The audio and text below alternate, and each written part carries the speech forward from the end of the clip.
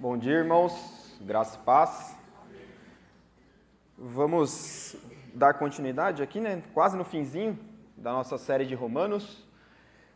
E chegamos no capítulo 14. Então, se os irmãos quiserem já abrindo a Bíblia de vocês, enquanto eu faço a introdução, nós vamos ler o capítulo 14, do versículo 1 até o versículo 12.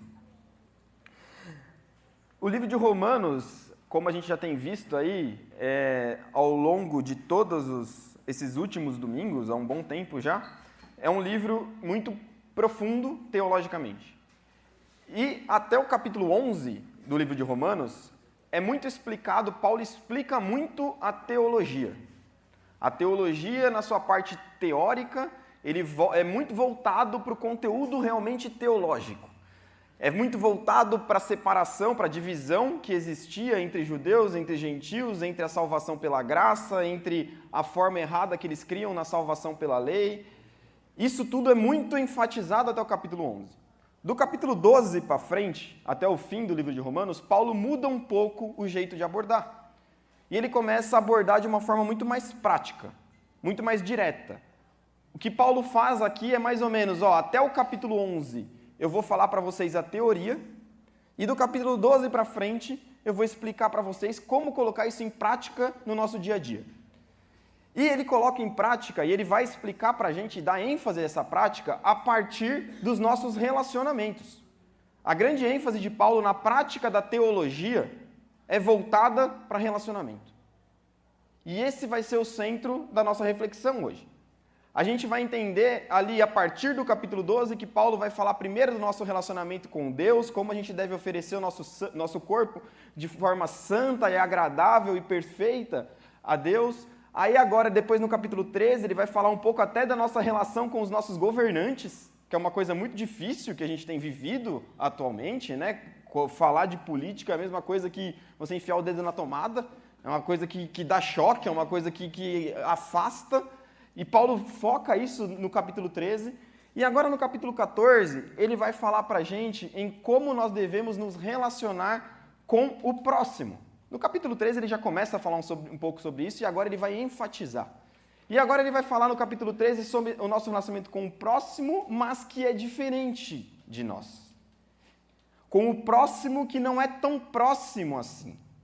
Muitas vezes é fácil de lidar com aquelas pessoas que são parecidas com você, com aquelas pessoas que pensam da mesma forma, com aquelas pessoas que têm o mesmo objetivo, que pensam com o mesmo futuro que você, aquelas pessoas que torcem pelo mesmo time que você, aquelas pessoas que gostam dos mesmos hobbies que você. É mais fácil lidar com esse tipo de pessoa. Só que o que Paulo vai falar aqui no capítulo 14 é como nós devemos lidar com aqueles que são diferentes de nós. Como nós devemos lidar com aqueles que pensam diferente, que agem diferente, que se vestem diferente, que têm costumes diferentes, que pensam a vida de uma forma diferente de nós. É essa ênfase que Paulo vai dar nesses versículos que a gente vai ler hoje, do versículo 1 até o versículo 12. Como que eu vou lidar com um irmão que se veste completamente diferente de mim? Como que eu vou lidar com um irmão que pensa que tem um costume completamente diferente do costume que eu tenho na minha casa, que eu tenho com a minha família? Só que o mais incrível disso tudo é que se nós olharmos aqui nesse templo hoje, estamos aqui com um pouco mais de 100 pessoas, 150 pessoas, não sei, sou ruim de conta, mas todo mundo aqui vai pensar diferente em alguma coisa. E a igreja, a comunidade que nós pertencemos, é uma comunidade de diferentes. A igreja em que fazemos parte, assim como qualquer outra igreja, é uma igreja composta por pessoas com características diferentes, com pensamentos diferentes, com trejeitos diferentes, com formas de agir diferentes, mas que todas têm que ter o mesmo objetivo, que é glorificar o nome do Senhor Jesus. Só que muitas vezes é muito difícil lidar com o diferente. É muito difícil lidar com aquele que age completamente diferente de mim, porque quando surge um problema ou quando surge alguma coisa para ser feita, mesmo que não seja um problema, eu vou pensar em fazer de um jeito. O meu irmão vai pensar em fazer de um jeito completamente diferente do que eu. Como lidar com isso da forma que Deus deseja? É isso que Paulo, e é isso que a gente vai refletir nessa manhã.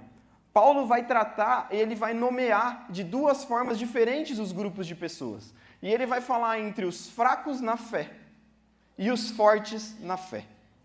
Só que é interessante, quando a gente ouve fracos na fé e fortes na fé, a gente vai logo pensar e a gente vai minimizar os fracos na fé. A gente vai achar que os fracos na fé são pessoas mundanas, são pessoas profanas, são pessoas que pecam sem se preocupar com o pecado, que elas não estão nem aí, elas só querem pecar e viver a vida. Mas não é isso que Paulo está falando. Os fracos na fé, que Paulo vai nomear aqui, são pessoas que ainda estão presas nos afazeres e nos cumprimentos da lei. Não são pessoas que são fracas na fé porque não creem em Deus. São pessoas que são fracas na fé porque elas ainda dependem do que elas fazem para poder atingir a salvação. Então, quando eu falar aqui de fracos na fé, irmão, eu não estou falando de pessoas que estão afastadas de Deus. Eu estou falando de pessoas que ainda colocam nas suas ações, na sua forma de se vestir, na sua forma de agir, na sua forma do que comer, na sua forma de qual dia adorar a Deus, a dependência da sua salvação. É isso que Paulo está falando aqui. A gente precisa fazer essa diferença para não entender errado quando ele faz essa comparação. E aí surge um problema na igreja de Roma. Estava havendo o julgamento e o desprezo entre os dois grupos. Os fortes na fé olhavam para os fracos na fé e os desprezavam. Os fracos na fé olhavam para os fortes na fé e os julgavam, porque eles faziam de tudo e achavam que eles eram profanos. E ali surge um problema que é muito evidenciado por Paulo em todas as suas cartas. Para os irmãos terem uma ideia, esse tema do julgamento, do desprezo, do cuidado da vida alheia antes da sua própria vida, para Paulo é tão importante que em 5 das suas cartas ele dá ênfase a esse texto, a esse tema. Em 5 das suas 13 cartas ele dá ênfase para isso. Em Coríntios, em 1ª e 2ª Coríntios, como nós temos estudado na EBD, esse tema ele é tratado exaustivamente. E em Romanos aqui ele vai tratar de novo. E a pergunta que eu faço para os irmãos, para a gente começar a refletir sobre isso, a linha que nós devemos pensar durante esse período aqui de reflexão é: por que é tão fácil a gente dividir o que Cristo uniu ao invés de ajuntar? Por que é tão mais fácil a gente agir causando divisão ao invés de agir causando acolhimento?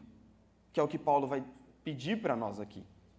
Quantas vezes nós agimos, muitas vezes sem intenção, mas causamos divisão, causamos discórdia, ao invés de sermos humildes, colocarmos o nosso eu de lado e entendermos que fazemos parte de um corpo que tem o mesmo objetivo.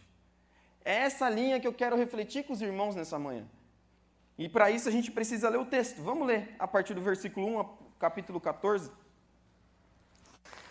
Acolham quem é fraco na fé, não porém para discutir opiniões.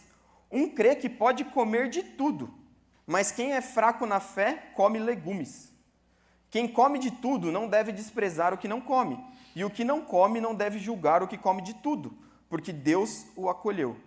Quem é você para julgar o servo alheio? Para o seu próprio dono é que ele está em pé ou cai, mas ficará em pé, porque o Senhor é poderoso para o manter em pé. Alguns pensam que certos dias são mais importantes que os demais, mas outros pensam que todos os dias são iguais. Cada um tenha a sua opinião bem definida em sua própria mente. Quem pensa que certos dias são mais importantes faz isso para o Senhor. Quem come de tudo faz isso para o Senhor, porque dá graças a Deus. E quem não come de tudo é para o Senhor que não come e dá graças a Deus. Porque nenhum de nós vive para si mesmo, nem morre para si. Porque se vivemos, é para o Senhor que vivemos. Se morremos, é para o Senhor que morremos.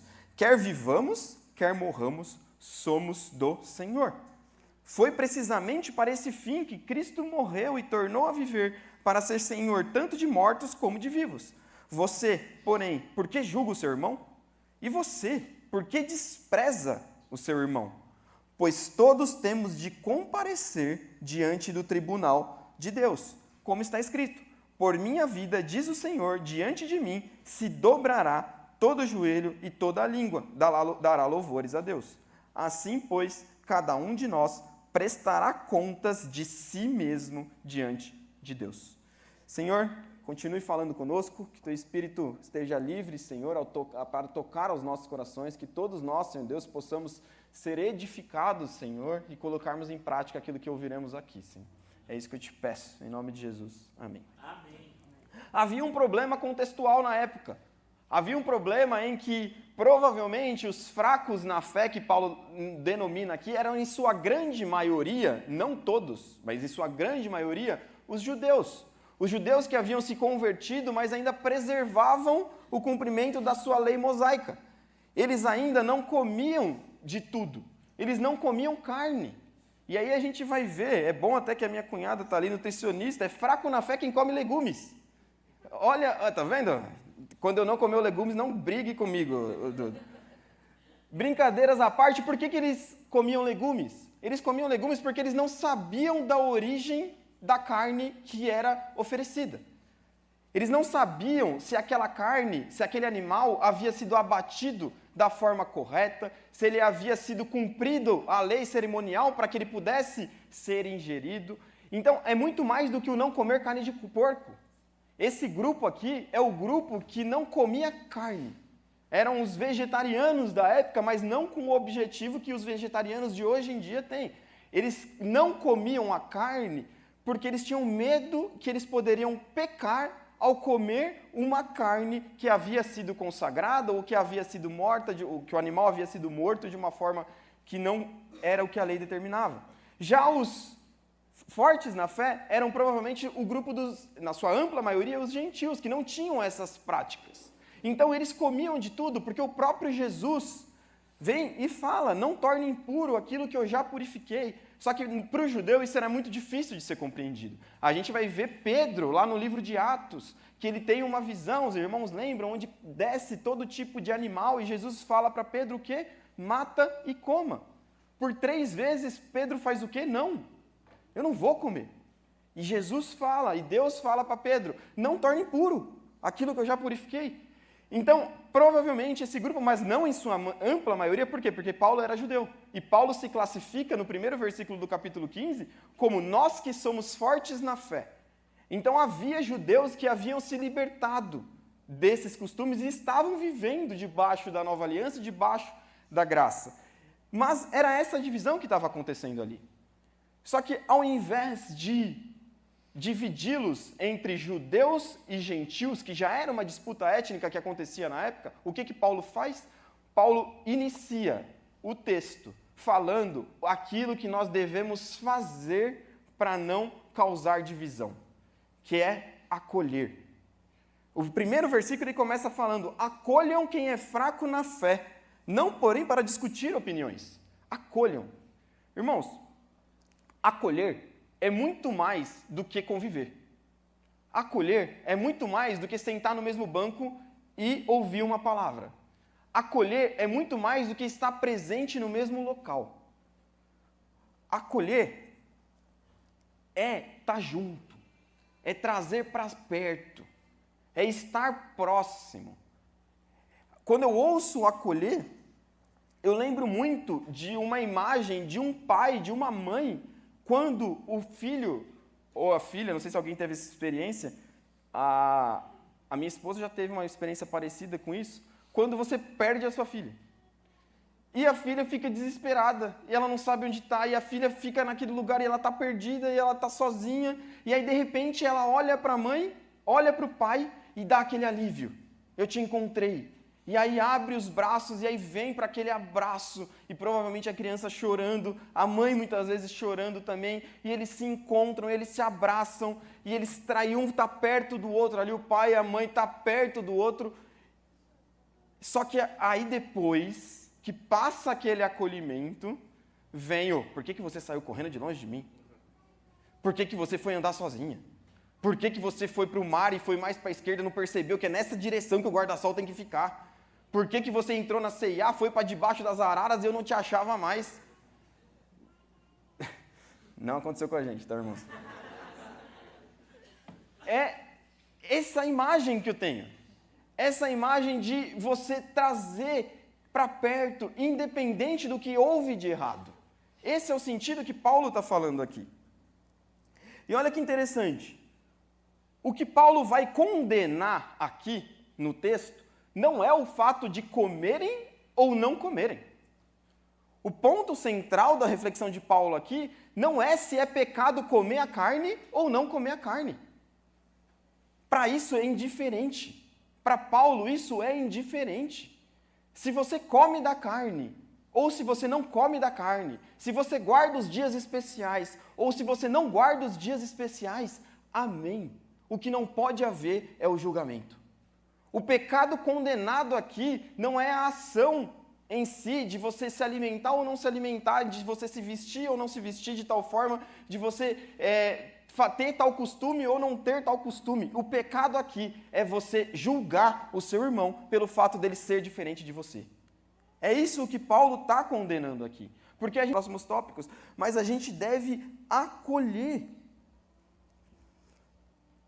A gente, muitas vezes, nas nossas vidas, a gente olha para quem é diferente de nós e acha que ele é inferior, pelo fato dele agir diferente da gente. E isso é muito difícil de lidar.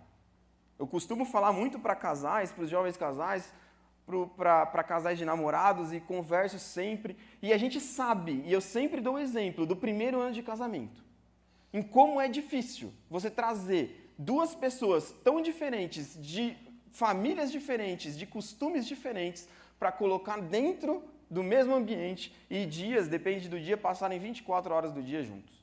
Como isso dá atrito, como isso dá conflito. E quando a gente traz aqui, o que eu quero pensar é mais ou menos nesse sentido. Como eu tenho que aceitar a forma de viver diferente, mais do que aceitar.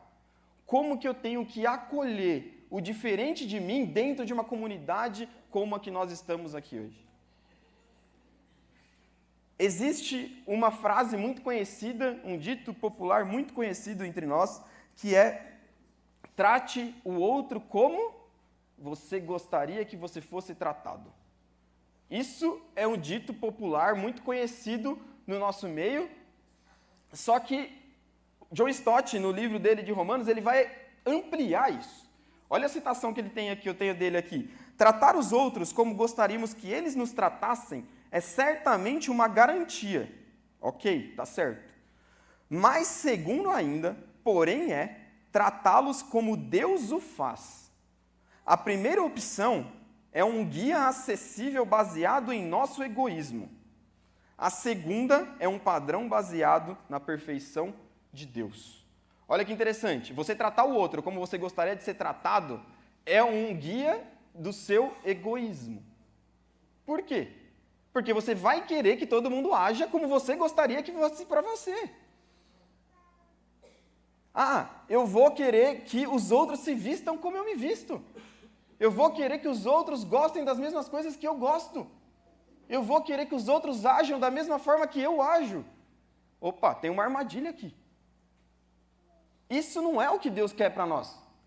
O que Deus quer para nós é que nós tratamos os outros como Ele o faz. Que nós acolhamos os outros como Ele o faz. É isso que Deus espera de nós. Gregory, você está querendo dizer então que a gente tem que acolher todo mundo do jeito que é e está tudo bem, e beleza, e fica desse jeito? Não, não é isso que eu estou querendo dizer. São duas coisas diferentes. O acolher é o primeiro passo. O ensinar, o discipular, o caminhar junto é o segundo passo. O acolher é a porta de entrada, o discipulado é o caminho. É isso o que Paulo quer dizer para a gente. Tanto que ele fala, acolham o fraco na fé, não porém para discutir opiniões. Ou seja, não adianta eu acolher aquele que se veste diferente de mim, aquele que age diferente de mim, falar, vem aqui para a minha igreja, ela é legal. No primeiro domingo que ele vier, eu condenar o que ele faz. Eu agir com preconceito com o que ele faz. da forma que ele se veste, da forma que ele age. Acolher é trazer. E depois eu caminhar junto, mostrar aquilo que é essencial na palavra de Deus para que haja transformação naquela vida. E respeitar aquilo que não é essencial para a palavra de Deus e que a pessoa é diferente de mim. Irmãos, eu sempre dou esse exemplo quando eu falo de julgamento, quando eu falo de questão de aceitação. Se entra um mendigo por essa porta, se entra um travesti por essa porta, para assistir o culto, sentar e ouvir a palavra de Deus junto com a gente está preparado para acolher esse tipo de pessoa? A gente está preparado para abrir os braços, trazer e falar, pode assistir com a gente, vem aqui, você é amado por Deus assim como eu sou. E depois caminhar com essa pessoa para mostrar a diferença e o que Deus tem que mudar na vida dela? Ou logo de cara a gente julga e a gente condena? Ou a gente sai do banco quando a pessoa senta ao nosso lado? Infelizmente, isso é o que acontece na ampla maioria das igrejas. A gente entra dentro do templo e acredita que somos superiores aos fracos na fé. Nós não somos superiores uns aos outros, nós não somos superiores àqueles que não são cristãos. Nós somos filhos de Deus, enquanto eles ainda não são. Mas Deus veio ao mundo e morreu por todos, e não somente por nós. Para que a mesma diferença e a mesma transformação que houve na nossa vida, que houve na minha vida, haja também na vida deles. Só que a gente tem que ser o caminho de acolhimento, a gente tem que ser a porta de entrada para que haja essa transformação. Se nós que somos igreja, se nós, como foi lido aqui no primeiro versículo, se nós que devemos ser a luz, não formos porta fechada, nós não estamos cumprindo a nossa missão. Paulo continua no capítulo 15 e vai ler, e vai dizer, portanto, acolhei-vos uns aos outros, como também Cristo nos acolheu, para a glória de Deus. Essa é a intenção de Paulo.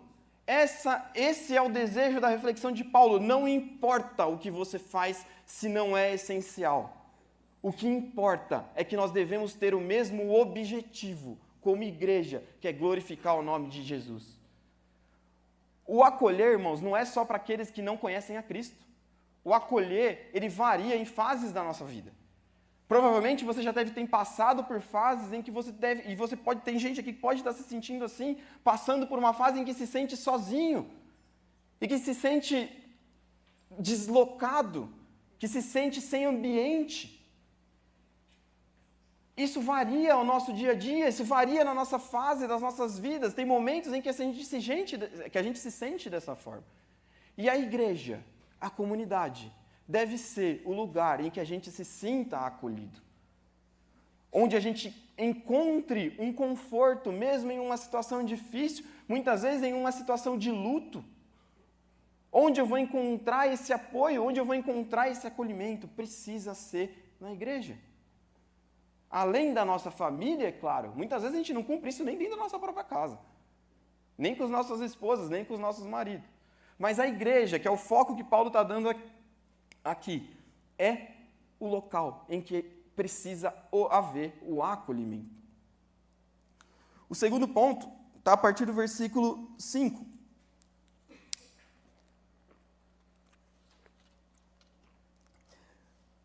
A partir do versículo 5, Paulo vai mostrar para a gente que as convicções diferentes possuem o mesmo propósito, que é honrar a Deus. A gente vai ver aqui que Paulo vai falar, no versículo 6, quem pensa que certos dias são mais importantes, faz isso para o Senhor. Quem come de tudo, faz isso para o Senhor, porque dá graças a Deus. E quem não come de tudo, é para o Senhor que não come, e dá graças a Deus. Olha que interessante. Paulo está falando aqui, aqueles que são fracos na fé, que ainda estão presos e não comem a carne, que guardam os dias sagrados, eles fazem isso porque eles estão com medo de pecar e desagradar o Senhor. Aqueles que comem de tudo, aqueles que não guardam os dias, eles não têm mais esse medo, porque eles entenderam a liberdade que o sacrifício de Jesus deu para nós, e eles comem de tudo, não para profanar o nome de Deus, mas para honrar também o nome de Deus. Ou seja, o mesmo objetivo, com convicções diferentes. Só que o diabo se aproveita disso para criar divisão, para criar armadilha, para criar julgamento, para criar desprezo. E o objetivo final era o mesmo. Era honrar a Deus, independente da forma. Quando a gente para pensar, quando ocorre um problema, e a gente se coloca no lugar do outro, antes de sair julgando o outro, a gente vai ver que aquilo que a gente tinha pensado no começo vai mudar dentro de nós. A gente vai ser muito mais compassivo, a gente vai ser muito mais amoroso, a gente vai ser muito mais usado pelo Espírito Santo quando a gente se colocar no lugar do outro antes de julgar. Porque o objetivo do outro pode ser completamente diferente do objetivo que você está julgando, mesmo agindo diferente. Infelizmente, o que acontece é, tal pessoa fez tal coisa, tal pessoa agiu dessa forma, e aquilo me desagradou. Aquela pessoa, ela morreu para mim. Aquela pessoa fez aquilo porque ela não está em comunhão com Deus. Onde já se viu uma pessoa dessa ter uma atitude dessa? A gente está minimizando o outro. Só que antes disso, a gente não se coloca para pensar o porquê que aquela pessoa teve aquela atitude. Às vezes a pessoa teve aquela atitude com uma boa intenção. Às vezes a atitude foi errada.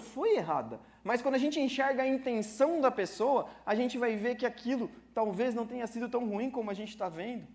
Ou se foi ruim, a gente já vai estar sendo tocado pelo Espírito Santo para agir de uma forma mais compassiva, mais amorosa, sem julgamento. Como eu falei, a gente está numa comunidade, a gente está numa igreja em que as formas de adorar podem ser diferentes, mas todas elas devem buscar o mesmo fim, que é glorificar o nome do Senhor Jesus. Eu posso ter uma visão de ministério, Pastor Neto pode ter uma outra visão de ministério. A gente agora está trabalhando num conselho de pastores em que cada vez mais nossas ideias estão sendo compartilhadas para a gente entender qual que é a visão de reino que Deus tem para a nossa igreja. Só que nós 5 pensamos diferente. Nós 5 temos ideias diferentes, temos visões diferentes. Só que, no fim, o nosso objetivo é o mesmo. É que o nome de Deus seja glorificado e que a igreja PIB de São Caetano seja usada por Deus para transformar a vida de pessoas. Independente da forma. Se numa reunião do nosso conselho, o pastor Neto colocar uma ideia, eu for completamente contra, eu falar, não, onde já se viu o pastor Neto pensar dessa forma, eu não vou mais. Gente, isso é imaturidade. Deus nos coloca com os diferentes para que nós consigamos nos desenvolver e nos parecer mais com Ele. Deus não nos criou para sermos uma ilha. Deus não nos criou para vivermos sozinhos. Deus não nos criou para fazermos tudo da forma que a gente quer. A gente foi criado para viver com o outro. E quando isso doer, é para a gente aprender. É para a gente se desenvolver. É para a gente crescer. Porque eu vou aprender que nem tudo é do jeito que eu quero. O filho único, ele tem muita dificuldade com isso quando nasce o irmão. Ele vai entender que o mundo para de girar ao redor dele. A gente viveu isso lá em casa. E é difícil. Só que muitas vezes a gente acha que a gente é filho único de Deus. Muitas vezes a gente acha que nós somos a última bolacha do pacote que Deus está olhando e a igreja e a minha família e tudo que acontece no mundo gira ao meu redor. A gente precisa esquecer isso. A gente precisa entender que nós temos irmãos. Literalmente, nós temos irmãos, vivemos em uma comunidade. E irmãos pensam e agem de formas diferentes. E muitas vezes com o mesmo objetivo. E juntos nós devemos nos adaptar para nos desenvolvermos e sermos luz. Esse é o objetivo que Deus cria e permite que a igreja, e mantenha a igreja, e vai manter a igreja até a volta dele, para que juntos nós nos desenvolvamos. Infelizmente, eu conheço pessoas que saem das igrejas, não só dessa também, mas conheço de outras, saem, eu não concordo com muitas coisas que tem naquela igreja. Então eu vou buscar uma igreja que eu concorde com tudo. Você não vai achar, irmão. Não vai ter. Você não vai encontrar uma igreja que você concorde com tudo. Sabe onde você vai encontrar essa igreja? No céu. Essa vai ser a igreja em que nós iremos concordar com tudo. É só lá. Enquanto nós ficarmos procurando uma igreja em que tudo seja de acordo com aquilo que eu penso, da forma que eu quero, o problema não está na igreja, está em mim. E às vezes pode ser difícil a gente ouvir isso, só que esse é um texto difícil de ouvirmos. É um texto que nós devemos colocar a mão na nossa consciência e pensar o quanto eu estou exigindo da forma que eu quero mais do que eu devo. Como eu disse, diferente daquilo que é essencial, diferente daquilo que é bíblico. A gente precisa ter a essência, a gente precisa manter o que é crucial, a gente precisa manter os fundamentos da fé, mas nem tudo vai ser da forma que eu quero e da forma que eu imagino. E isso é bom, irmãos. Isso é bom, porque ali eu consigo ser trabalhado, porque ali eu consigo ser humilde, porque ali eu consigo aprender e consigo me desenvolver cada vez mais. Esse é o objetivo de Jesus, esse é o objetivo de Deus para as nossas comunidades, para a PIB de São Caetano. E a última parte está a partir do versículo 9, em que Paulo fala para nós, faz duas perguntas reflexivas aqui. A primeira delas, ele começa falando que foi precisamente para esse fim que Cristo morreu e tornou a viver, ou seja, foi para isso que Jesus morreu, para que os diferentes possam viver em comunidade e em amor. Foi precisamente para esse fim que Cristo morreu e tornou a viver, para ser Senhor tanto de mortos como de vivos. Você, porém, por que julga o seu irmão? Essa é a primeira pergunta que Paulo faz aqui. Paulo está dando um tapa na nossa cara. Se Jesus morreu por você, que não vale nada, porque nenhum de nós vale, por que você julga o seu irmão e se acha superior a ele? E aqui a gente precisa entender o que é o julgamento no contexto bíblico. Eu sempre explico isso, mas de forma rápida. A gente precisa entender, porque também isso daqui vira muleta para pecado. A pessoa fala, né, quando a gente ouve, ninguém pode me julgar, só Deus. E aí, por isso eu estou livre para fazer o que eu quiser. Tudo me é lícito, mas nem tudo me convém. E aí eu vou sair por aí pecando. E só Deus que vai me julgar. Ninguém pode me falar nada. Não é isso o que a Bíblia traz para nós. O que a Bíblia traz para nós, no seu contexto inteiro, quando a gente entende o objetivo bíblico do julgamento nós devemos condenar o pecado e não a pessoa. Nós devemos julgar o pecado que a pessoa comete e acolher a pessoa. Porque senão vira libertinagem. Porque senão vira bagunça. Mas isso também não quer dizer que a gente tem que julgar a pessoa porque ela pecou. Isso não cabe a nós. Ele vai terminar mostrando que todos nós prestaremos contas diante do juízo de Deus. Jesus vai trazer para a gente de que adianta a gente falar do cisco no olho do irmão se tem uma trave no nosso olho. É isso que Jesus, é isso que Paulo, é isso que a Bíblia nos ensina. A gente não pode e não deve, e não é responsabilidade nossa condenar a pessoa. A gente precisa sim exortar em amor, depois de acolher o pecado que ela comete. Essa é o papel bíblico. E só que a gente faz o contrário. A gente julga, a gente condena a pessoa. Uma pessoa pecou, a pessoa se arrependeu. Por que ela vai ficar sendo marcada e ficar sendo relembrada por nós por causa daquele pecado que ela cometeu, se a Bíblia fala que Jesus já não se lembra mais, que Deus já não se lembra mais daquilo? Por que eu vou ficar me lembrando do pecado que o meu irmão cometeu se Deus não lembra mais? Se Deus já perdoou? A gente não deve ficar julgando, a gente deve acolher, a gente deve ser braço aberto para aqueles que caem, para que através de nós eles possam levantar e não cair mais. Esse é o nosso papel como igreja, irmãos. A gente ser suporte, a gente ser o braço estendido. Tá bom, você pecou, você está errado, mas vamos caminhar junto, vamos mudar para que você não caia mais. É isso que nós devemos agir, é dessa forma que nós devemos agir. E a segunda pergunta que ele faz, que Paulo faz e você? Por que você despreza o seu irmão? Esse é o pior do que julgar. Aqui aumenta o nível do problema. Quando a gente vai olhar para o dicionário e a gente vai ver o que é desprezo, a gente vai ver que desprezo é você minimizar aquilo que o outro é. É você simplesmente ignorar, porque o outro não tem valor. Esse é o sentido de desprezo na nossa língua. Isso é muito grave, irmãos.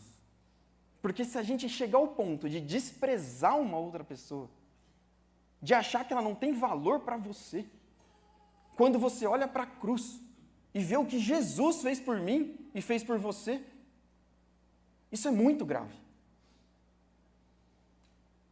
A gente precisa, quando a gente olha e quando a gente julga e quando a gente despreza, a gente está excrescendo do sacrifício de Jesus na cruz por nós. É simplesmente você ignorar o que Jesus fez por você para poder desprezar o outro. Provérbios 27:5 diz: melhor é a repreensão franca do que o amor encoberto.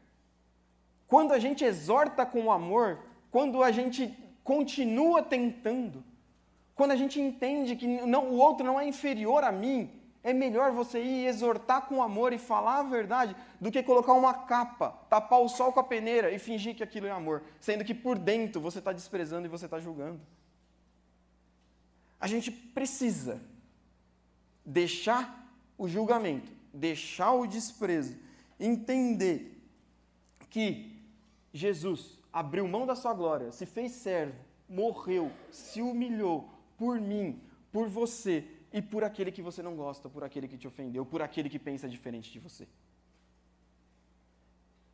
Eu vou terminar com uma citação que a gente ouviu no último encontro de casais, e isso me marcou em novembro do ano passado. E ó, para você ver, vá nesse, coisas marcam. O preletor, o Mafra, na época, ele me usou um termo que aquilo me impactou profundamente, eu entendi a verdade daquilo que é. Você abrir mão da sua forma de agir, muitas vezes é uma ação missional. Você abrir mão da sua forma de pensar, da sua forma de querer tudo do seu jeito, pensando que tem outras pessoas que têm o mesmo objetivo de você, que é glorificar o nome de Deus, e você abrir mão do seu jeito para que o outro jeito da pessoa prevaleça, você está sendo missional. Porque Deus vai ser espalhado e pode ser usado através da vida daquela pessoa, pode ser usada para espalhar o amor de Cristo. E a partir do momento em que você deixa de cortar aquela pessoa, você deixa de barrar aquele ministério, que você deixa de achar que o ministério é seu, que tem que ser do seu jeito, quando você deixa de achar que só você, só porque foi daquele jeito há 30 anos, precisa ser daqui para os próximos 30, você está sendo missionário. Você está permitindo que a luz seja espalhada. Você está tirando a luz debaixo da cama e colocando a luz num lugar que ela ilumine. É isso o que Deus deseja de nós como igreja. Que nós olhamos uns para os outros, para aqueles que pensem diferente de nós, e entendamos que nós temos o mesmo propósito, que é glorificar o nome de Deus. E pode ser que você tenha mágoa, que você tenha rancor, que você odeie alguma pessoa. Porque nós somos suscetíveis a isso. Nós somos pecaminosos. Nós somos pecadores. E a nossa natureza pecaminosa, quando a gente não luta contra ela, ela se desenvolve. E às vezes uma mágoa foi criando em você, foi aumentando em você de uma forma que você não consegue mais olhar para tal pessoa. Que você não consegue mais ouvir o que aquela pessoa fala, porque sabe, na nossa cultura, né, você já pegou ranço. Você já pegou ranço e nada do que aquela pessoa falar serve. Você precisa trabalhar isso dentro de você. Você precisa permitir que o Espírito Santo trabalhe isso dentro de você. E isso não vai ser de um dia para o outro. Eu sei que não é de um dia para o outro, mas o perdão, ele é intencional. Você precisa escolher perdoar. E não vai ser num passe de mágica. Você precisa escolher perdoar aquele que age diferente de você e que muitas vezes te magoou. Você precisa perdoar aquele que fez isso, mas que às vezes tinha o mesmo objetivo que você, que era glorificar o nome de Deus. Ou se não tinha, você precisa perdoar porque Jesus te perdoou. Você não pode julgar. E é dessa forma que eu quero encerrar e quero fazer oração para encerrar esse momento. Eu quero que você pense que se há alguém, abaixe a sua cabeça, eu quero que você reflita, se há alguém que você tem que perdoar. A palavra de Deus traz para a gente que antes de você vir e prestar um culto de adoração a Deus, se você sabe que há alguém que tem algo contra você, vá até essa pessoa e se acerte com ela. A palavra de Deus não fala para nós que se há alguém que você fez mal, que você tem algo contra. A palavra de Deus é mais profunda. Ela fala que se há alguém que possa ter feito algo contra você, ao contrário, se há alguém que você possa ter feito algo contra, você vá até ela e você entende o que acontece entre nós dois. Isso não precisa muitas vezes ser feito pessoalmente, mas isso precisa começar no coração. Isso precisa começar tendo a humildade e o reconhecimento de liberar, de agir liberando o perdão. E é isso que eu quero orar nessa manhã. E eu quero que, se você entende que há algo que você precisa perdoar, há alguém que você precisa parar de julgar, seja na sua família, seja na igreja, há alguém que você tenha desprezado, coloque agora essa pessoa diante de Deus, mas mais do que isso, coloque o seu coração diante de Deus, pedindo perdão por esse sentimento. Se coloque de pé, que eu quero orar por você, se você tem algo alguma pessoa que você precisa perdoar, que você sabe que te ofendeu e aquilo te corrói, porque muitas vezes isso faz mais mal para nós do que para outra pessoa. Eu quero orar por você nesse momento. Você que tem alguém que você precisa perdoar, que você precisa reconhecer que o relacionamento precisa melhorar, o primeiro passo é colocar diante de Deus. Se coloque de pé. Senhor, o Senhor conhece os nossos corações. O Senhor sabe como nós somos egoístas, como nós somos orgulhosos, como muitas vezes nós queremos as coisas somente da nossa forma. E te peço, Senhor, que a partir desse momento, a partir dessa manhã, o Teu Espírito esteja quebrantando os nossos corações. Esteja quebrantando o coração daqueles que têm guardado o rancor, esteja quebrantando o coração daqueles que muitas vezes ofenderam e não têm tido a humildade de pedir perdão, Senhor. Que haja realmente esse quebrantamento, essa libertação, Senhor Deus, que haja a intenção de agir diferente, Senhor. Que através do Teu Espírito a gente possa, Senhor, ser humildes o suficiente de entender que o Senhor morreu por nós. O Senhor nos perdoou. E que o nosso papel é fazermos o mesmo pelo nosso próximo.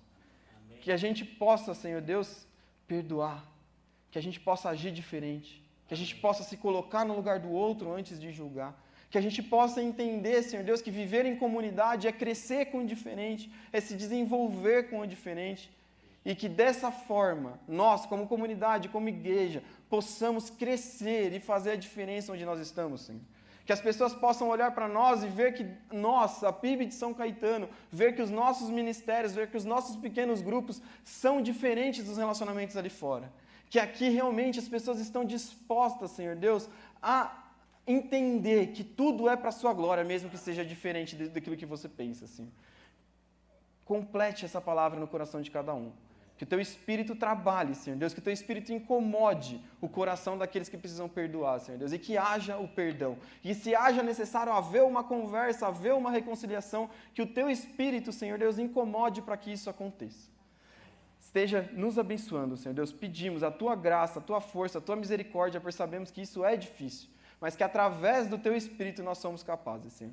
É isso que eu te peço, em nome de Jesus. Amém.